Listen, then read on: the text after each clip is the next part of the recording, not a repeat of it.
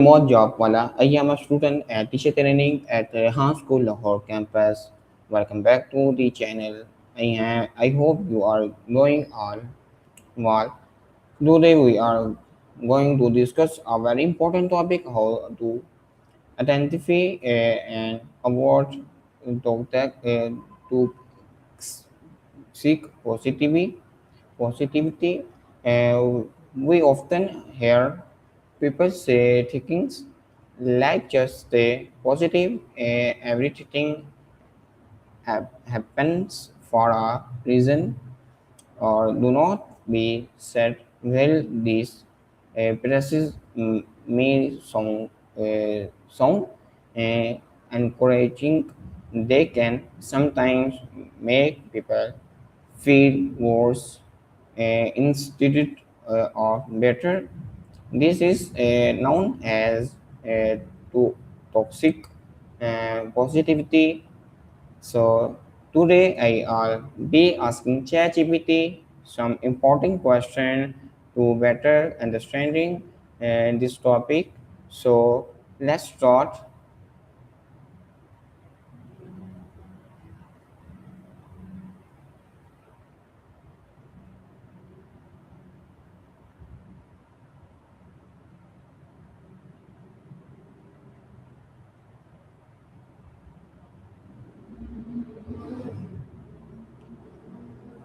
Hello ChatGPT, how are you?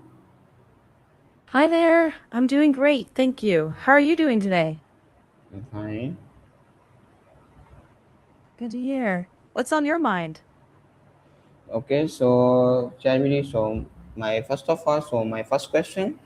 So Yeah. what is a toxic positivity, and how is it different from having a generally a positive mindset? Right. So toxic positivity is when positivity gets a bit absolutist, like insisting that people must look on the bright side even when they're hurting or grieving. A generally positive mindset is different. It's flexible. It allows room for difficult feelings while still leaning hopeful.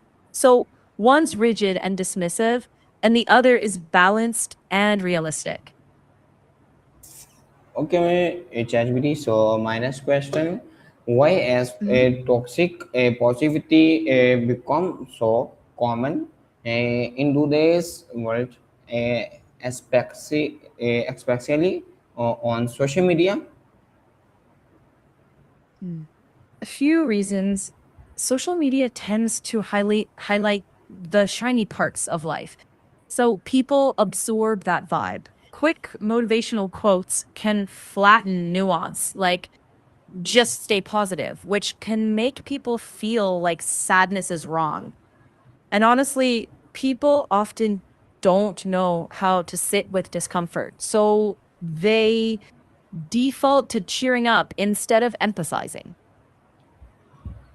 Okay, ChatGPT. So my next question: what are some Yeah. common sense that someone is experiencing or promoting toxic positivity? Checking. Signs include dismissing painful feelings with lines like, don't be negative, feeling ashamed of normal emotions, pretending everything is fine, avoiding tough conversations because they're too negative, pressuring others to be happy all the time, and judging people instead of listening. Healthy positivity makes room for emotions. Toxic positivity tries to erase them.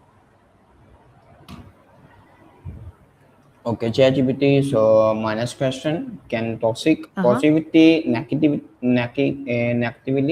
affect a person's mental health? If yes, how? Checking. Yes, it can, because it can lead to people suppressing emotions, which tends to increase stress and shame. It can also isolate folks. If they think others will just say, stay positive, they might stop sharing. Over time, that silence can block support and delay getting help.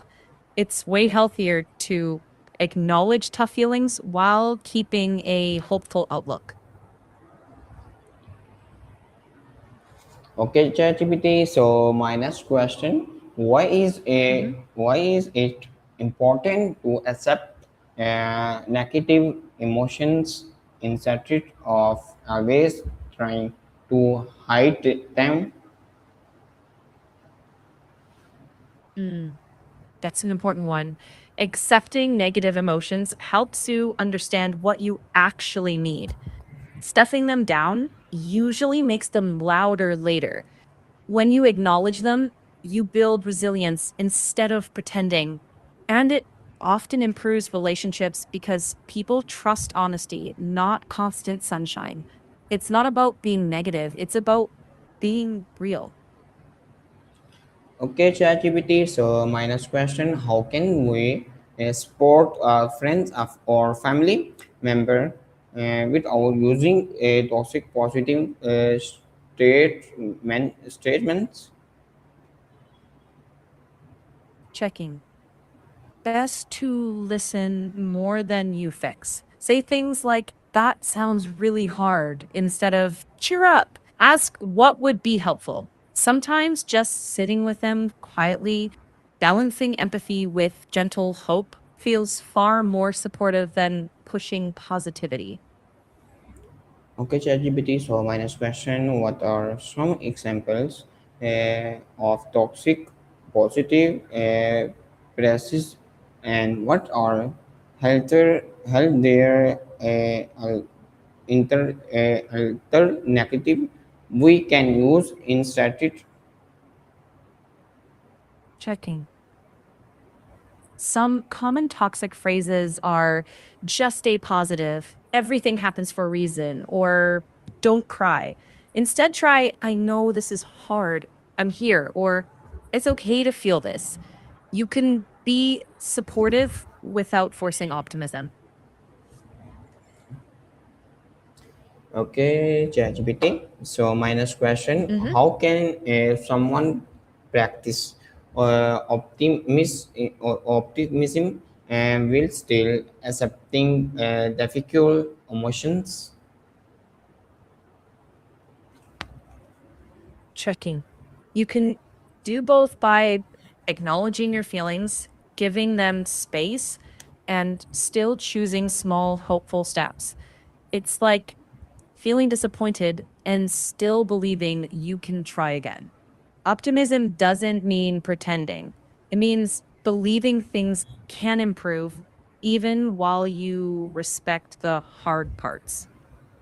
Okay, ChatGPT. So my next question: what Yeah. role does emotional intelligence play in avoiding toxic positivity? Checking. Emotional intelligence is huge here. It lets you notice emotions, yours and others, without trying to fix or silence them right away. You respond with empathy instead of reflexive cheerleading, and you balance hope with honesty. That's how EI blocks toxic positivity from creeping in. Okay, ChatGPT. So finally, ChatGPT, what practical achievable you give to someone who wants to stay hopeful, will also be keen or honest about their emotions. Checking. Stop aiming for constant happiness. Aim for honesty. Name what you feel. Take one small step today. Practice gratitude without denying difficulties. Lean on trusted people. Hope isn't pretending, it's believing you can grow one step at a time. Okay, ChatGPT. Thank you, ChatGPT, for sharing such thoughtful and practical insights on how to identify and avoid toxic positive. So, thank you, ChatGPT. You're very welcome. Glad it helped.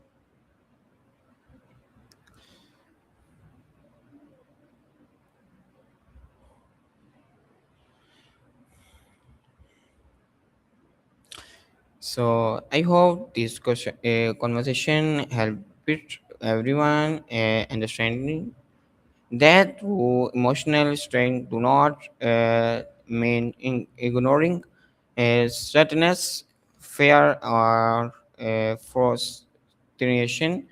Instead, it means accepting our emotions, learning from them, and moving forward in a healthy way.